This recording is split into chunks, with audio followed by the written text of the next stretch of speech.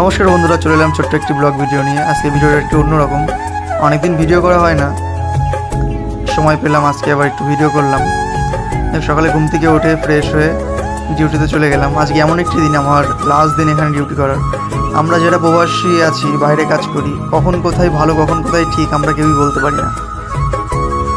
এসছিলাম অনেক আশা নিয়ে, বাট প্রথম এক মাস দেড় মাস খুব ভালো ছিল। হঠাৎ করে অনেক কিছু জানতে পারলাম এখানের সম্বন্ধে, তা বেশি দেরি না করে হট করে বেরিয়ে পড়লাম। তা কাজ এমন একটা জিনিস, মনের শান্তি না থাকলে সে কাজ যতই করো না কেন, সে কাজ কখনোই হয় না। যে ট্রেনে করে বেরিয়ে পড়লাম।